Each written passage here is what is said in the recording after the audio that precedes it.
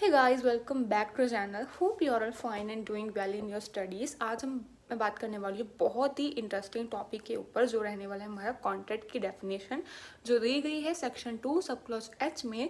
और इसमें हम काइंड्स ऑफ कॉन्ट्रैक्ट के बारे में बात करने वाले हैं जो कि on the basis of formation, on the basis of nature, on the basis of performability and special types of contract.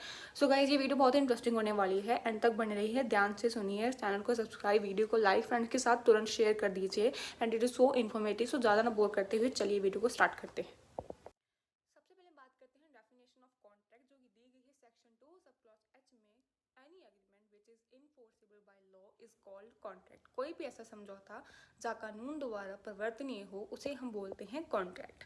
So guys हम बात करते हैं kinds of contract. Kinds of contract में बेस्ड ऑन फॉर्मेशन, में सबसे पहला आता है हमारा, सबसे पहले हमारा आता है वर्बल कॉन्ट्रैक्ट। वर्बल कॉन्ट्रैक्ट उसे कहते हैं जो ओरल होता है, यानी कि जब ऑफर एंड एक्सेप्टेंस को ओरली यानी कि मौखिक रूप से व्यक्त किया जाता है, प्रस्ताव रखा जाता है और उसको उसकी स्वीकृति भी ओरली दी जाती है। ये बेस्ड होता है ट्रस्ट के ऊपर, और जिसमें पार्टीज जो हैं वो म्यूचुअल ट्रस्ट के ऊपर कॉन्ट्रैक्ट बेस करती हैं सिर्फ वर्बल में। फिर आता है हमारा रिटन कॉन्ट्रैक्ट। रिटन कॉन्ट्रैक्ट में प्रॉपर डॉक्यूमेंट्री लगता है जिसमें दोनों पार्टीज के साइन होते हैं, जितनी भी टर्म्स एंड कंडीशंस होती है कॉन्ट्रैक्ट की उसको लिख दिया जाता है।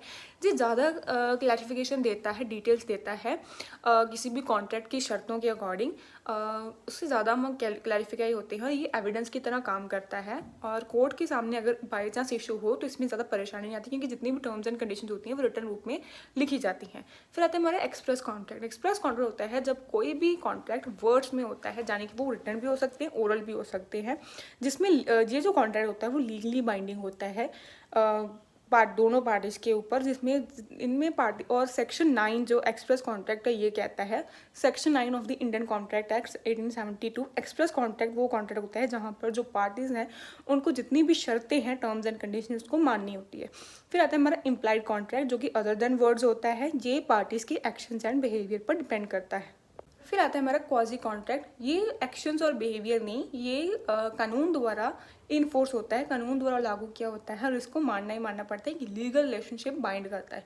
फिर आता है हमारा ई कॉन्ट्रैक्ट। ई कॉन्ट्रैक्ट में इसमें इन्वॉल्व होते हैं जैसे ई सिग्नेचर, इंटरनेट, ईमेल, जहाँ पर एक कस्टमर जो होता है वो ऑनलाइन किसी प्रोडक्ट को परचेज करता है किसी भी ऑनलाइन रिटेलर से और उसको उसकी कंसेंट के लिए, उसकी कंफर्मेशन के लिए ईमेल भेजता है रिटेलर कस्टमर को उस पर्टिकुलर प्रोडक्ट के रिगार्डिंग, जो कि एज ए एविडेंस की तरह काम करती है।